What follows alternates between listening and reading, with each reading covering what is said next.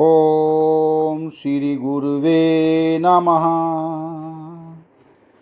ओम शांति शांति शांति।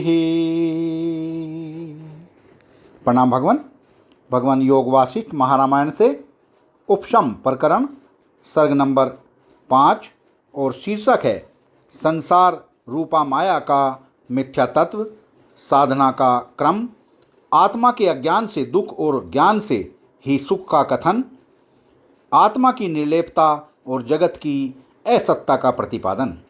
सत्संग लेते हैं। भगवान श्री वशिष्ठ जी ने कहा, परम सुंदर आकृति वाले रघुनंदन, अब तुम सावधान होकर इस उपशम प्रकरण को सुनो, जो उत्तम सिद्धांतों के कारण सुंदर और मोक्षप्रद होने के कारण हितकारक है। श्री राम जैसे सुदृढ़ खंबे मंडप को धारण करते हैं, उसी तरह राजस तामस जीव सदा इस विशाल संसार माया को धारण करते हैं। शास्त्रों के अभ्यास, साधु पुरुषों के संग तथा सत्कर्मों के अनुष्ठान से जिनके पाप नष्ट हो गए हैं, उन्हीं पुरुषों के अंतःकरण में प्रज्वलित दीपक के समान सार वस्तु का दर्शन कराने वाली उत्तम बुद्धि उत्पन्न होती है। स्वयं ही विवेक विचार द्वारा अपने स्वरूप को पर्याय लोचना करके जब तक उसका यथार्थ ज्ञान नहीं प्राप्त किया जाता, तब तक ज्ञेय वस्तु की उपलब्धि नहीं होती। ये वस्तु आदि और अंत में भी नहीं है, उसकी सत्यता कैसी? जो वस्तु आदि और अंत में भी नहीं है, उसकी सत्यता कैसी? जो वस्तु आदि और अंत में भी नित्य है, वही सत्य है, दूसरी नहीं। आदि और अंत में भी जिसकी सत्ता नहीं है, ऐसी मिथ्या वस्तु में जिसका मन आसक्त होता है, उस मूढ़ पशु तुल्य जंतु के हृदय में किस उपाय से विवेक पैदा किया जा सकता है? रघुनंदन, पहले शास्त्र के अभ्यास से, उत्तम वैराग्य से तथा सत्पुरुषों के संग से मन को पवित्र करना चाहिए। सौजन्य से युक्त चित्त जब वैराग्य को प्राप्त हो जाए, तब शास्त्रों के ज्ञान विज्ञान से गौरवशाली गुरुजनों का अनुसरण करना चाहिए। फिर गुरुदेव के बताए हुए मार्ग से पहले सगुण परमेश्वर का ध्यान पूजन आदि करें। यूँ करने से साधक उस परम पावन परमात्म पद को प्राप्त होता है। अपने अंतःकरण में निर्मल विचार के द्वारा स्वयं ही आत्मा का साक्षात्कार करें। मनुष्य तब तक संसार रूपी महासागर में तिनके के समान बहता रहता है, जब तक वह बुद्धि रूपी नौका द्वारा विचार रूपी तट पर पहुंचकर स्थिर नहीं हो जाता।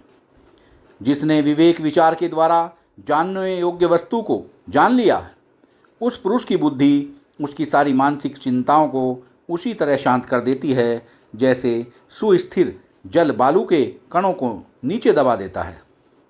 जैसे स्वर्ण का ज्ञान रखने वाला सुनार राख में पड़े हुए सोने को यह सोना है, यह राख है, इस तरह साफ साफ समझ लेता है।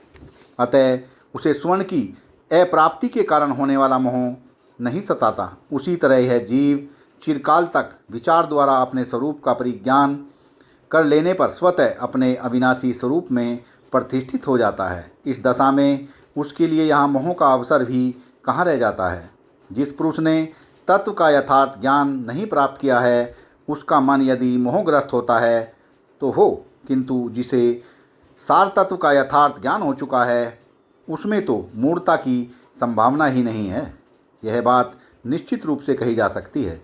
जगत के लोगों जिसका यथार्थ ज्ञान नहीं हुआ, वह आत्मा ही तुम्हारे दुखों की सिद्धांत का कारण है। वाह भगवान वाह, किस तरह से बता दिया। यह बात निश्चित रूप से नहीं कह जा सकती। जगत के लोगों जिसका यथार्थ ज्ञान नहीं हुआ, वह आत्मा ही तुम्हारे दुखों की सिद्धि का कारण है। यदि उसका ठीक ठीक ज्ञान हो जाए तो तुम्हें अक्षय सुख एवं शांति दे सकता है। मनुष्यों जिसने आत्मा पर आवरण डाल रखा है, ऐसे इस शरीर में मिले जुले हुए से अपने आत्मा का विवेक द्वारा साक्षात्कार करके तुम लोग शीघ्र स्वस्थ हो जाओ। मानवों जैसे कीचड़ में गिरे होने पर भी सोने का उस कीचड़ के साथ तनिक भी संबंध नहीं रहता, उसी प्रकार इस निर्मल आत्मा का देह के साथ थोड़ा सा भी संबंध नहीं है। पर बुद्ध हुआ मन जब अपनी पारमार्थिक स्थिति को मिथ्याभूत प्रपंच से पृथक करके देखता है, तब हृदय का अज्ञान अंधकार उसी प्रकार भाग जाता है, जैसे सूर्योदय होने पर रात्रि का अंधेरा दूर हो जाता है। जैसे धूल से आकाश और जल से कमल लिप्त नहीं है, उसी प्रकार शरीरों से संबंध होने पर भी आत्मा उनसे लिप्त नहीं होता। जैसे नेत्र दोष होने के कारण आकाश में बिंदुओं के समान आकृति वाले तिरमिरे दिखाई देते हैं और आकाश के निर्मल होने पर भी उसमें मलिनता की प्रतीति होती है, उसी प्रकार आत्मा में सुख दुख का अनुभव मलिन बुद्धि वृत्ति रूप अज्ञान के कारण ही होता है। सुख और दुख न तो जड़ देह के धर्म हैं और न सर्वातीत विशुद्ध आत्मा के। ये अज्ञान के कारण ही अज्ञानी के अनुभव में आते हैं और यथार्थ ज्ञान के द्वारा अज्ञान का नाश हो जाने पर किसी के भी अनुभव में नहीं आते। रघुनंदन, वास्तव में न तो किसी को कुछ सुख है और न किसी को कुछ दुख ही है, सबको शांत अनंत आत्मस्वरूप ही देखो। ये जो विस्तृत सृष्टियों के दर्शन होते हैं, इन्हें जल में तरंगों और आकाश में मोर पंखों के समान आत्मा में ही देखना चाहिए। अर्थात जैसे जल ही तरंग रूप में दिखता है, उसी प्रकार ब्रह्म ही जगत के रूप में दृष्टिगोचर होता है। वाह भगवान वाह।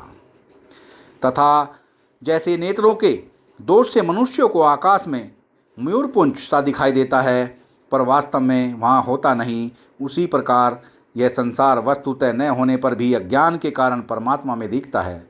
सच्ची बात तो यह है कि एकमात्र ब्रह्म के सिवा दूसरी कोई वस्तु है ही नहीं।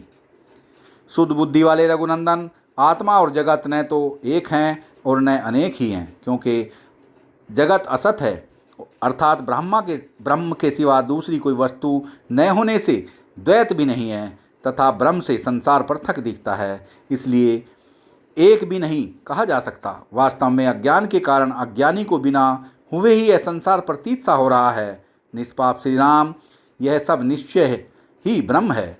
इस प्रकार सब परमात्मा ही है, वही सर्वत्र व्याप्त हो रहा है। मैं पृथक हूँ और यह जगत मुझसे पृथक है, इस भ्रमपूर्ण कल्पना का परित्याग करो।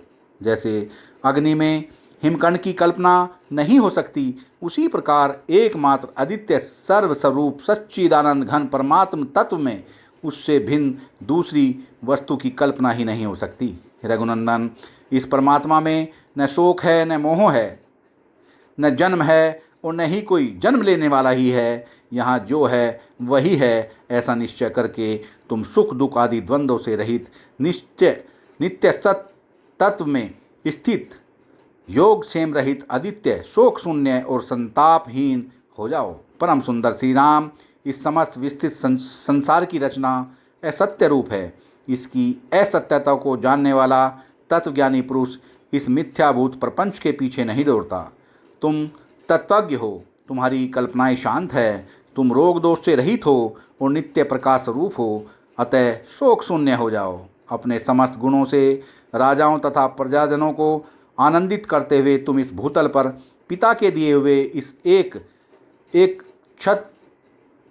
छत्र राज्य का चिरकाल तक सर्वत्र समतापूर्ण दृष्टि के द्वारा भली भांति पालन करते रहो। यहाँ कर्मों का न तो त्याग उचित है और न उनमें राग होना ही उचित है। वाह भगवान वाह। सत्संग को विराम देते हैं भगवान।